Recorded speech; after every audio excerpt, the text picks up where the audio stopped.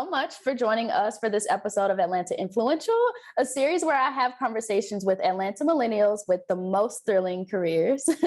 I'm your host, Tianne Johnson, and today we have a self-made millionaire and full-time entrepreneur with us, Dayna Bolden. Dayna Bolden is an entrepreneur, lifestyle influencer, and founder of Define Bold Fitness. Dayna has consistently dominated the online arena as a powerhouse influencer. Through embracing authenticity, transparency, and vulnerability, she has created an inclusive community of women. It's through embracing these qualities that her business has become a source of inspiration for women across the world. Dayna has been acknowledged by media outlets such as Forbes, Elle Magazine, and was voted one of Essence Magazine's top influencers to follow as she inspires her audience on a daily basis with her creative, authentic, and relatable content. Dayna's mission is to inspire women to maintain a healthy, well-rounded lifestyle through embracing what makes them bold. So, Dayna, I've got to ask, how are you today? Thank you for joining us. Thank you. Thank you so much for having me. I feel blessed and I'm so grateful to be here. Awesome. So obviously we got to know before, becoming an entrepreneur, CEO of your own brands and a lifestyle influencer, what were you doing? Who was Dayna before all of this? I know it's so crazy to think back at like my career and how it has grown over the last 5 years. So this year will make 5 years that I have been an entrepreneur and running my own brand. And before that, I actually worked in corporate for an athletic apparel brand.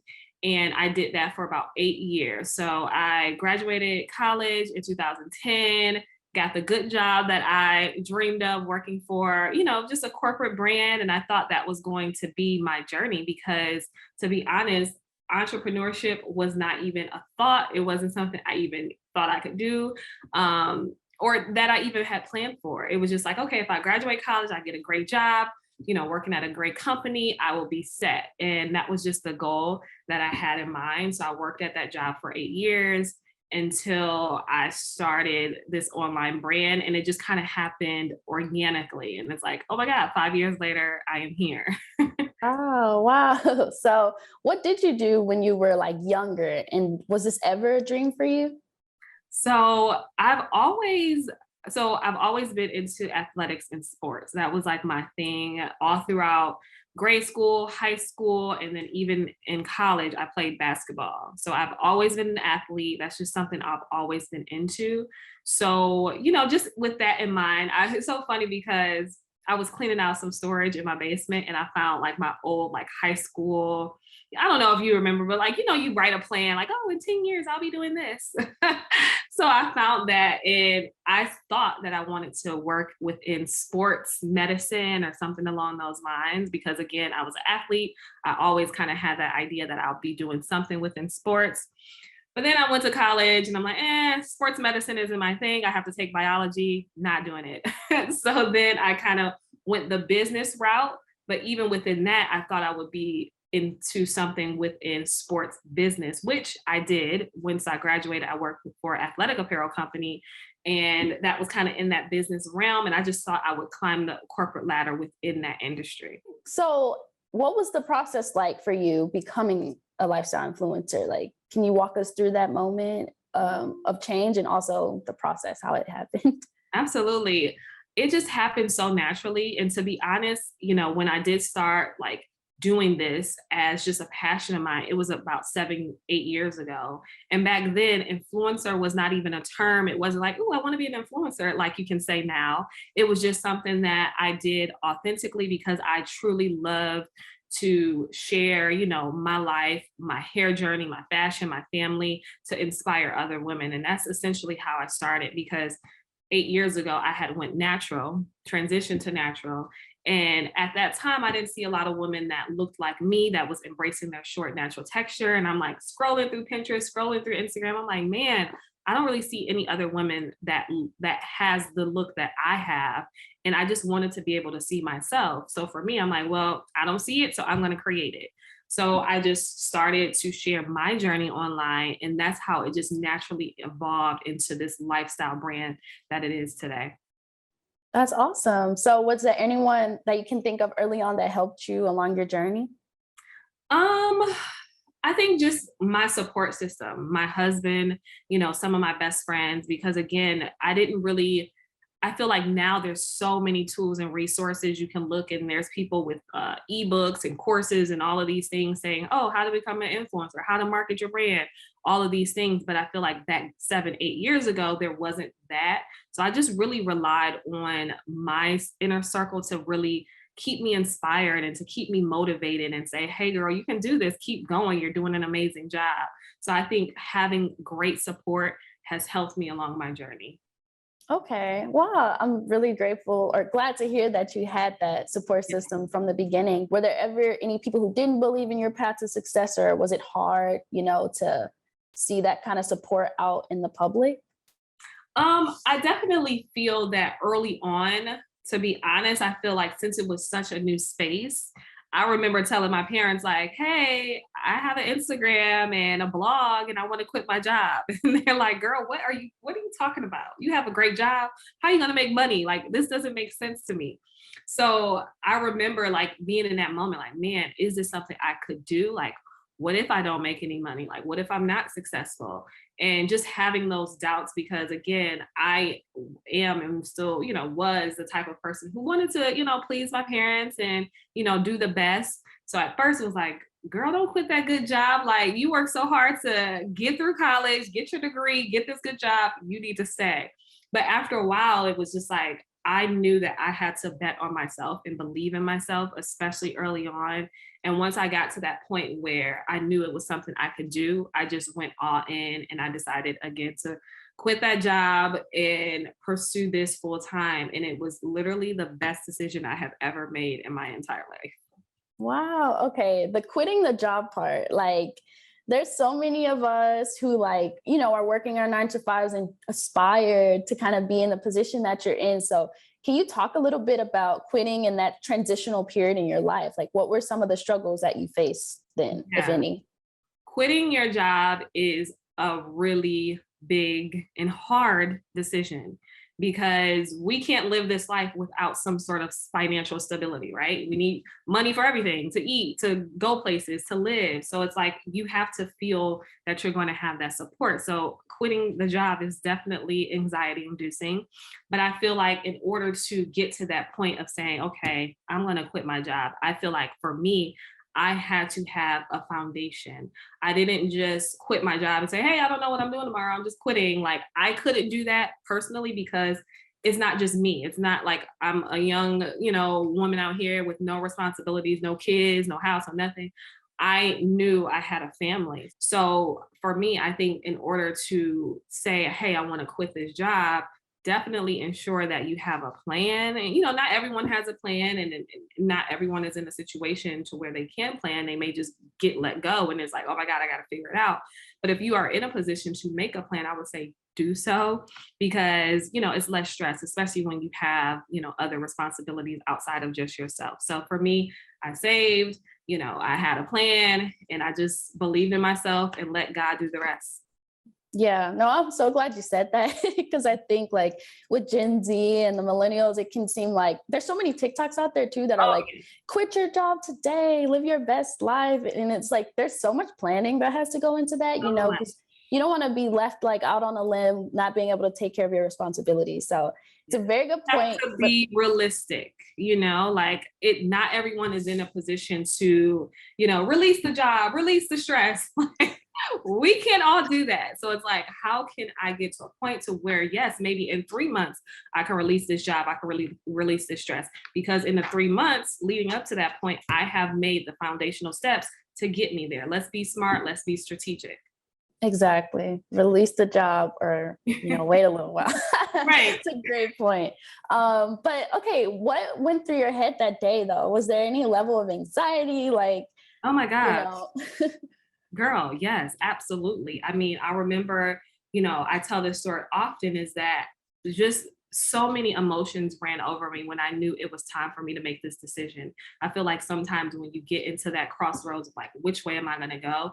It's so much stress, so much anxiety. And I just remember, getting up from my desk, running into the bathroom, crying my eyes out. I called my husband, like, oh my gosh, I cannot do this anymore.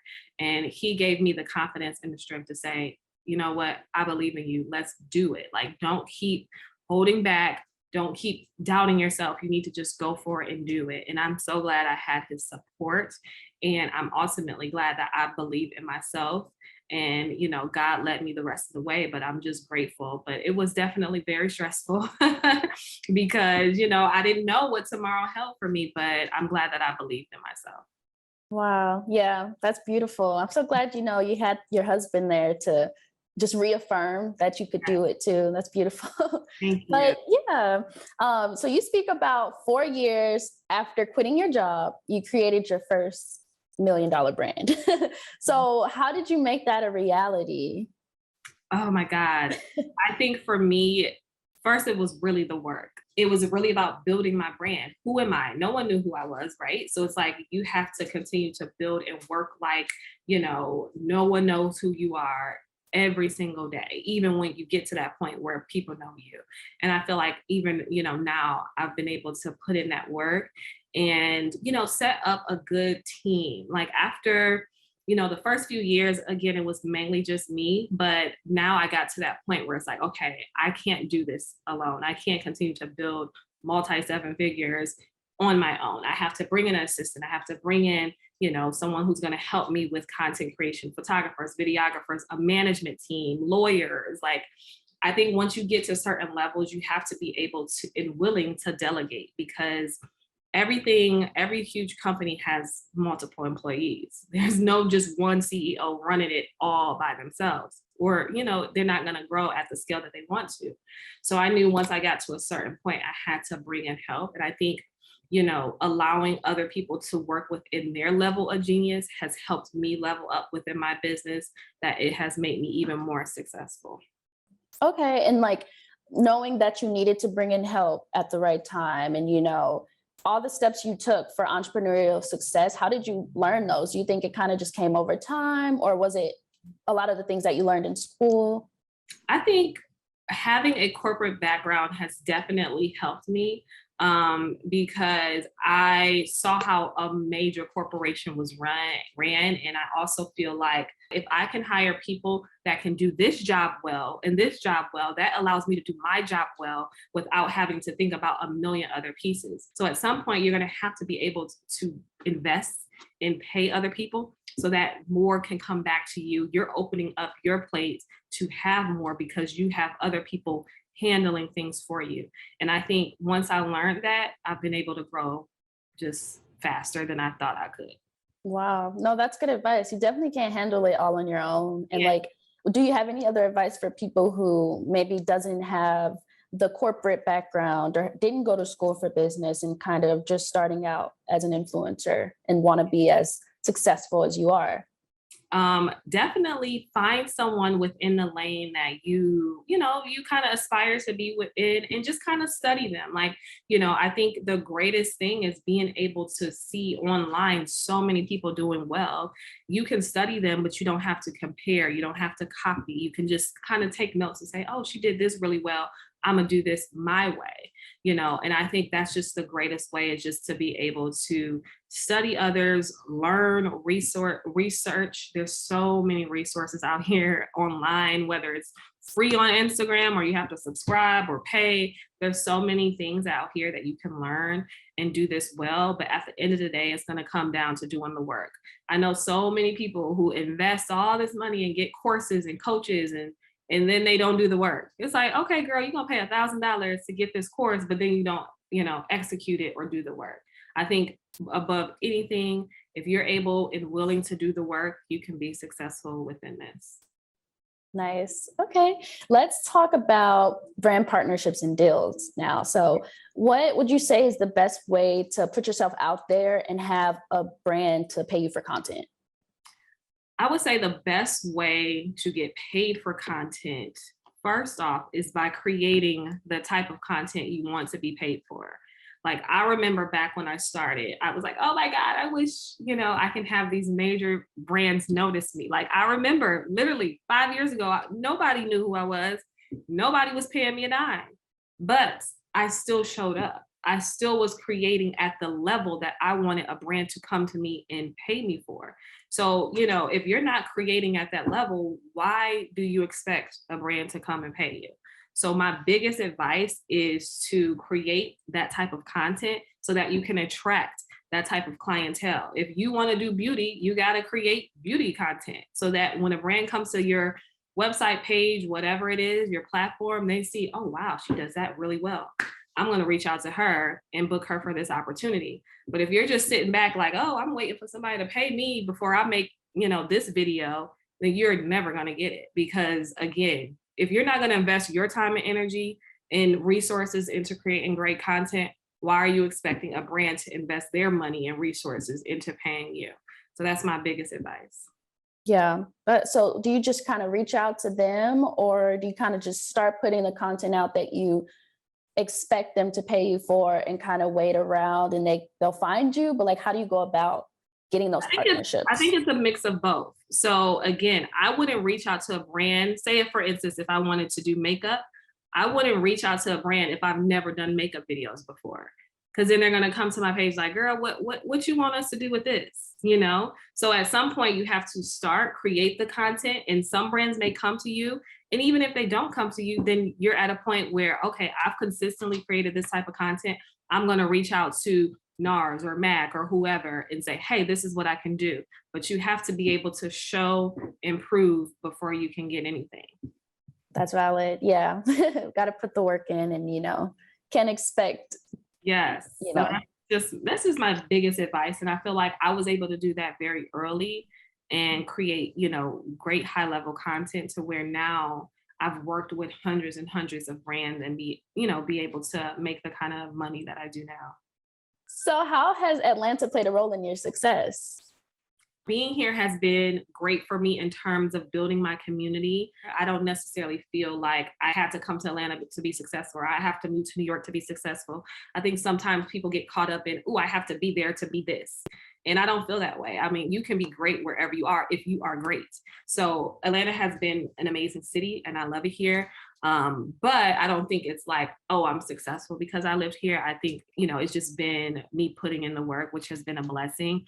Atlanta has definitely awarded me opportunities, whether it's like, there's an Atlanta-based event here and I was a part of it, or, it's easy to travel to and from Atlanta. So it's great. So that's why I really love being here. And, maybe something will come about because I live here, but ultimately I think, I think, because I was successful in Baltimore, like random, city. I think if people just focus on their craft and doing really good work, people are going to find them wherever they are.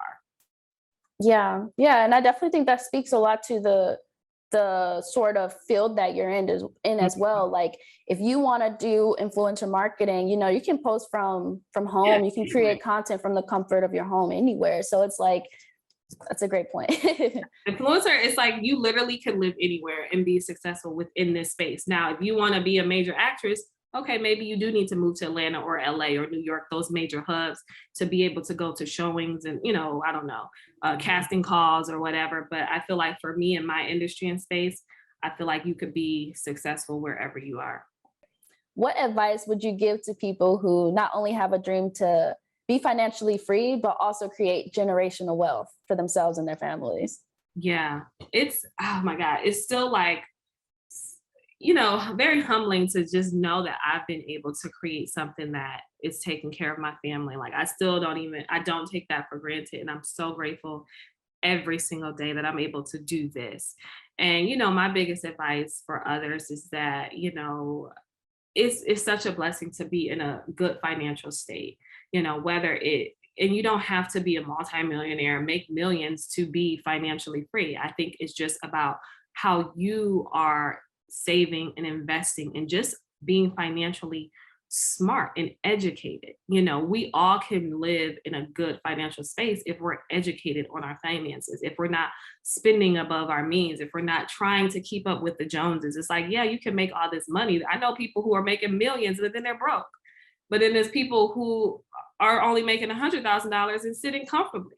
So it's really about you and how you are financially educated with your money and how you are making the plans to save and invest for the future. And I think that's something I've been very conscious of, and something that I've been educating myself on every day with my husband is like, how can we, learn to make our money work for us? Because we have 2 kids and we ultimately want to be able to set up, for them and, so they don't have to struggle or, get it out the mud or any of these things. And I think it just takes financial literacy and education so that you know where you stand and how you can be better. And you don't have to make millions to be financially stable. It's just about knowing where you are and how you can be better for yourself. Yeah, that's a great point. It's all about mindset. My boyfriend tries to tell me that all the time. He's like, it's about our spending. It's not Yeah. about how much we're making. And I'm like, trying to learn that for sure. But would there be any workbooks or any books that have helped you, to gain knowledge in that area that you would share? Oh my goodness. I feel like I've read so many. One of the books I've read is We Should All Be Millionaires. That was a great read. I read that last year. And it just really opens our mindset to know that this is attainable for all of us. Like it's really in reach. Like sometimes you feel like, oh my God, this is so far-fetched. There's no way I'm gonna ever make this type of money. But it's like, it's possible. It's just about how your mindset is set up and how you're able to like open up yourself to do the work to meet there. So that's one book. And just honestly, there's so many resources online, Instagram, Google. I mean, there's so many tools. I'm always Googling if I don't know something. Oh, what is Bitcoin? Oh, what is this? What is crypto? Like I'm always trying to learn. And I think that's just the space you have to be in to get better. Yeah, exactly. So being a mom and,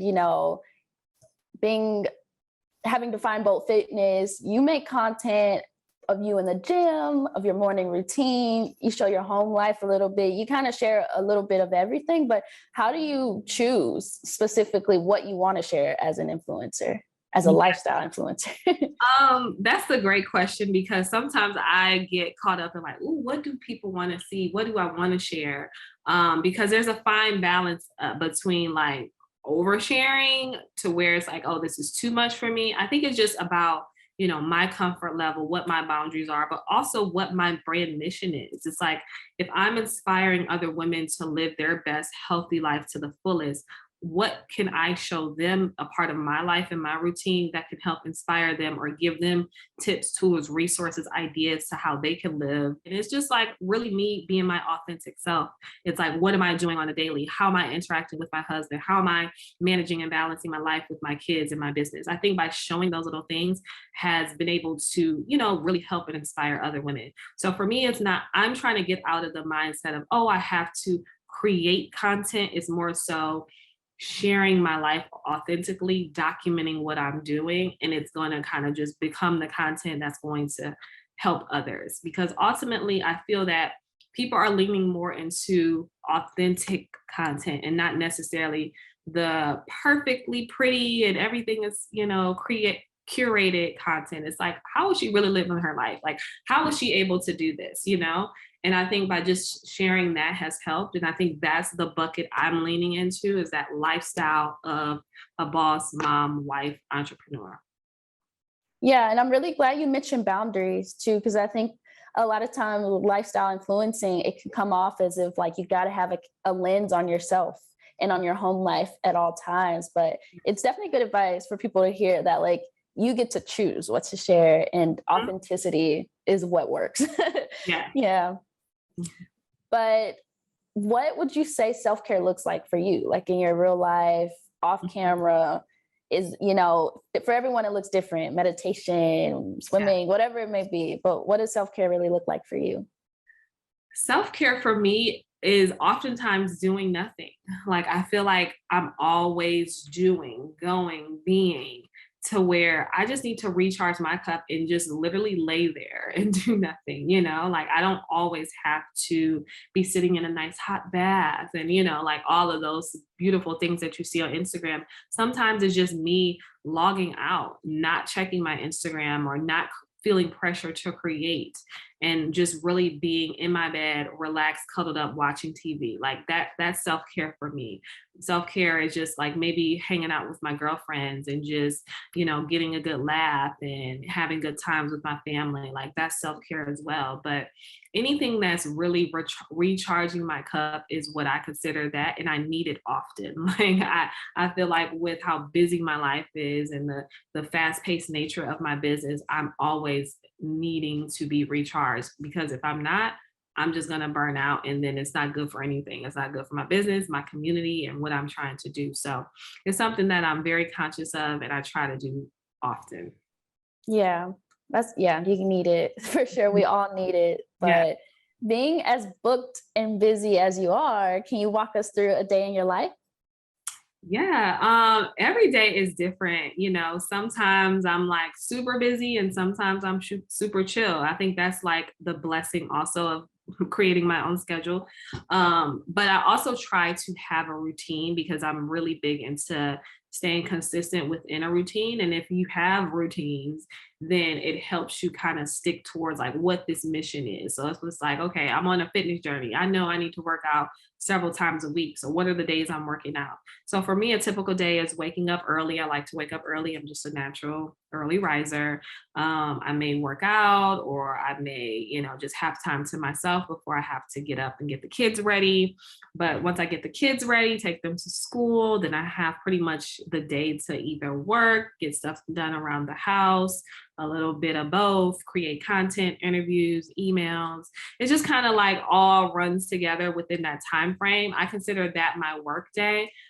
Because that's the time I'm here in my office by myself. I don't have the kids distracting me, because for me, it's like switching on the light switch. It's like once I drop my kids off, switch off mommy mode, switch on work mode, just like other moms when they go into work. It's just that I'm obviously working for myself. But once I'm in entrepreneur work mode, I try to get a lot done throughout the day, clock out at a decent hour, go get the kids dinner, and then sometimes I may be up late, handling some last minute things at night. But it's just really about me setting those priorities within my day and just working within those when I can.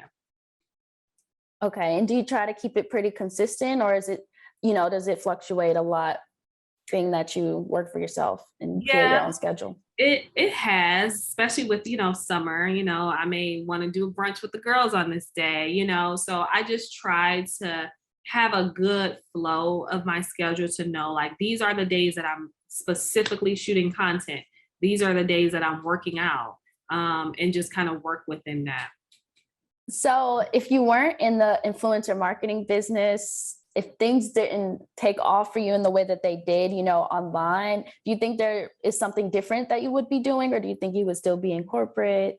Yeah, I would definitely be somewhere within marketing, creative direction within a brand, whether it's like a major sports brand or a beauty or lifestyle brand. I feel like I love conceptualizing marketing plans, and I think that kind of speaks to like kind of what I do within my job. I just do it for me personally. Like, how can I tell this brand story authentically within my brand that works for me? I think I would just be doing that at the corporate level for brands within like social media or marketing. I feel like I would somehow still be within social media if I wasn't an influencer, because I just like marketing and social media. So I think that's something I would possibly be doing. Okay. There's lots of options because you wear Yeah. many hats. Yeah. So yeah, but you definitely have traveled the world inspiring so many different women. You've worked with Elle magazine. Once again, you've worked with Essence magazine. You've done a lot. So how has your experience been, traveling to all these different places and being so visible in all these different spaces? Yes, it's been, oh my gosh, a blessing. It's so funny because until I became an influencer and obviously had my own brand, I really didn't travel much. Like, I don't even think I traveled out of the country. Now I travel out of the country several times a year. And I think it's just been awesome to know that I can do this for work, and that, certain work opportunities have awarded me the option to travel and see the world and go and experience different cultures. It's just been honestly, I could just say it's just been a blessing. And I'm so grateful that I've been able to work with brands that will, support that and, fly me out to this different place or here or there. It's been awesome. It's Yeah. a dream. It's like, it's literally a dream. Like you're getting paid or, hosted to travel. Like it's so awesome. Sounds like the dream for sure. Like I'm living through you right now. But yeah, traveling so much, does it get tiring ever? Yes, often. Yeah, I'm like, as glamorous as it looks, like I love to travel, I really do, but I also love to be at home. Like, so when I do travel a lot, that again, like I mentioned earlier, those are the times where I need to refill my cup and do nothing because I feel overwhelmed. So when I have the back-to-back travel, I have to take a break. I have to just be home. I don't even want to leave. I'm just like, let me just lay in my bed and not do nothing, because your home should be your peace as well. So as beautiful and nice as traveling is, you should also feel excited about being at home. And I think that, I need those times when I'm doing the most and traveling for months on end. It's like, okay, it's time to get back home and chill. Okay, you're a mom of two. You're killing it. You're also a wife. You handle running a six-figure lifestyle business. There's a lot that you're doing. Like, what are some of the challenges that come along with juggling all of them? I think the biggest challenge is trying to do it all. It's like when I have all of these roles and responsibilities, and as moms, we want to be super mom and we want to be able to do it all at the same time and, be killing it. But ultimately, it's very hard and it can be stressful.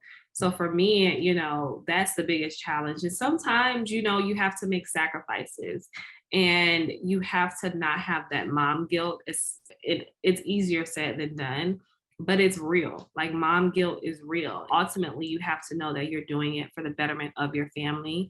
And, it's not going to always be that way. You may miss one birthday, you may miss one basketball game, but you're going to make 100 more, and I think for me, putting that into perspective and knowing that I'm doing the best that I can for my family has helped me get through those hard times. That just reminded me so much of my mom because she was a single mom for most of my upbringing, an entrepreneur, multiple businesses. And, Wow. Now as an adult, we look back and we're like, I mean, your support was always there. You know Yeah. what I'm saying? So yeah, I definitely think creating that generational wealth for your family and working so hard so that they're taken care of does not go unnoticed. So definitely claps to you for staying on top of that and doing your thing. I'm sure your kids see it. Yes. They're so young right now that they probably don't even understand what I do or know if I have a job at all. They're probably like, Mom is always home. I'm not sure what she does. But I think eventually they will understand and know like the foundation I have built for them and that they can live a beautiful life. Yeah. So not to talk too much about the challenges, but what would you say was one of the biggest challenges that you have had as a lifestyle influencer, and what did you learn from it? I think one of the biggest challenges was possibly believing in myself enough to hire more people.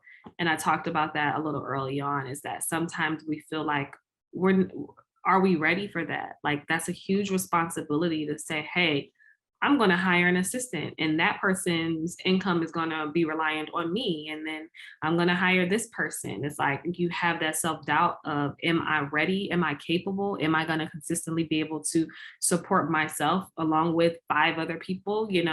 I think that was such a huge challenge for me, but I had to let go of that stress and anxiety and know that I am doing all that I can. I'm working so hard and I need the help. I have to trust that by bringing in this help is going to help expand me bigger and better. And it has. And I'm so grateful that I believed in myself. But it was a huge challenge at first. It's like, oh my God, I'm about to bring somebody in and pay them a salary. And am I ready for it? And you go back and forth and you try to cut corners and you're like, okay, never mind. I'll do it all myself. And then at that point, you're not operating at the best because you're trying to do a million things.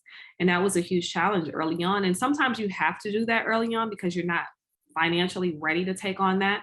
But once you get to a place where it's like, okay, I think I'm ready, you have to just trust yourself and do it. You have to make the investment of is what I like to call it. It's not just you putting money into someone else's pocket. It's really investing in your business and hiring on more help. And I think I had to learn that.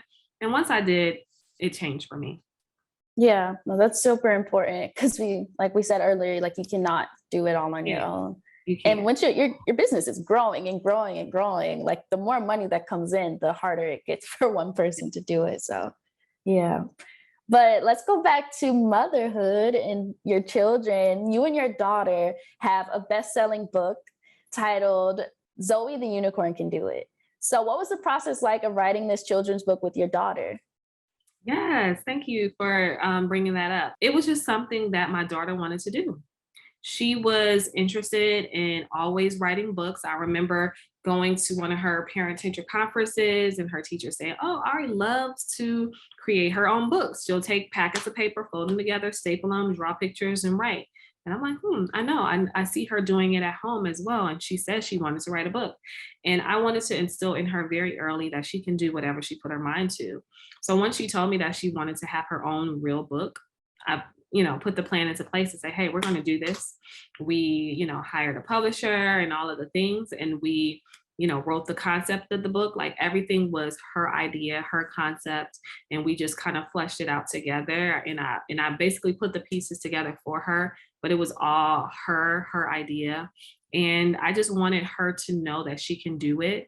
She has something of her own that's always out there. It's on Amazon, it's on other major retailers that people can buy, and she'll always have it, and she can always say that she did it. So I think it's just beautiful to be able to execute on your children's dreams, and it's just something I always want to continue to support my kids on whatever they want to do. I want them to know that mommy got my back, she's gonna help me get there, and that's what it is. Wow, that's beautiful. I think there's so much value in that, not only pouring into your own, but pouring into the dreams of your children as well. Yeah. And it sounds like you got a little entrepreneur on your hands. Yeah. That's I so hope so. cool. Okay, so, but beyond your personal brand, is there anything else that you're currently working on?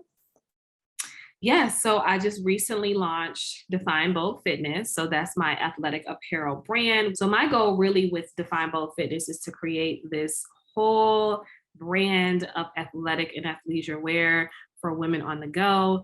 And I'm just super excited for it. I feel like that is my next calling and passion, is to really grow and focus on that personal brand. And I just like I said, athletics has been instilled in me for since I was a little girl. And again, like I mentioned to you, like I always thought I would be in athletics. I never thought I would have my own. So this is just like a full circle moment. Everything is just happening for a reason. And I'm just so grateful. And that's my biggest focus right now. That's so awesome. And just hearing, how into sports you were as a kid. Which sports did you do, by the way, when you were younger? Girl, everything. Basketball was my main sport, but I played volleyball, I ran track, I ran cross country, I did all of the things. To So, everything. yes. I'm sure your inner child is like, I finally have something of my own to wear. Yeah, That's it's so crazy. cool. It's crazy. I'm excited. Awesome. So, what is the single most important piece of advice that you would give to your younger self? Believe that you can. Like truly believe that you can do it. I feel like, it's so easy to get complacent and think that you have to follow this one mold. Like I said, I graduated college and I just was like, oh, I just got to get a good job. That'll make me successful. Like I didn't know any other option, but truly believing that you can and that nothing is beyond your reach is the biggest advice that I would give to my younger self, and that I will continue to instill in my children. That's the reason why I helped her write the book, is that I want them to know that if you have an idea, if you have a dream, you have a vision, go for it. Nothing can stop you. And I think that having that type of confidence, we're just going to create a generation of leaders and a generation of people that are truly living out their purpose and passion, because nothing is beyond their reach. And I want to continue to instill that in my family and my kids. So, my last question for you is, where do you see yourself in 10 years? Honestly, I can't even think that far. Like, I just try to take it day by day in terms of like living on my purpose. And God has so, like, I just don't want to limit myself with like, oh, this is where I'll be. I know that if I continue to do what I'm doing, I am going to continuously be blessed. I can't even imagine where God is going to put me in 10 years, because 10 years ago, if you would ask me where I would be, I would think I'm in a corporate desk, and then that would have been limiting myself. So I just hope that in 10 years, I am still alive and well. I am healthy, my family's healthy, and that I am happy. That's where I want to be in 10 years. And I'm just going to let God continue to do the rest. And I pray that I'm still successful. Yeah, no, I love the perspective you have. It shows you're very confident, you're very trusting, in the process. And that just allows you to live in the moment, take it day by day. So I'm definitely rooting for you, looking forward to all that you will continuously accomplish. Thank you. And yeah, thank you so much for sitting with me through these questions. But now I have a game that I would love for us to play, if you're open to it. Okay. So we are going to play Heads Up Influencer Edition. So we're going to have 4 rounds. Dayna, are you ready for round 1? Yes. Okay. So your first word, this is an app that all the kids are using. Really, everyone's on it. TikTok. You can make... That was fast. Okay. You got 1 point so far. You ready for round 2? Mm-hmm. Okay. So this phrase or word describes when your video has really taken off. Viral. Yes. Oh my God, you're so fast. Okay, you ready for the third one? Yeah. Okay. So this one is a hashtag that you're going to want to use maybe when you just woke up, you want to post a little selfie, you're looking fresh, and you want to let everybody know that this is you in your natural state. I won't look like this? No. Maybe you're at the beach and you just took a picture on your story. You're going to put hashtag. Selfie? Did you say selfie? Mm-mm. Good morning. No. So basically think of your stories. You take a picture and you post it just as it is. You're going to put hashtag. No filter? Ding, ding, ding. You got it right. Great job. Okay, you ready for the final one? Yeah. Okay. So this phrase describes the sort of content that you post a lot. You kind of show us what you're going to have for breakfast. You show us, making your bed. Routine? You're close. Day in the life? No, you were almost there, but you're going to show a hashtag? No, it's not a hashtag. Oh. It's just a type of video. So you create this one when you just woke up. Maybe you show us brushing your teeth. You show us like a routine video. What kind of routine? Morning routine. Ding, ding. Yes, good job. Awesome. You aced the game. You got them all right, obviously. Yeah. So yes, this was so fun. I hope you had a great time chatting with me. I definitely did. And I hope everyone watching will continue to support Dayna. Is there anything that you would tell the viewers, any way that we can continue to support you and what you do? Yes, absolutely. For anyone who doesn't follow me already, follow me on my Instagram at Dayna Bolden, and also my brand Define Bold Fitness. And just continuously supporting me by engaging with me, DMing me if you have any questions, or just to say, hey, you saw me on this interview. I would love that. Yay, everybody go follow right now. Dayna, thank you so much. This has been a pleasure. Thank you so much for having me.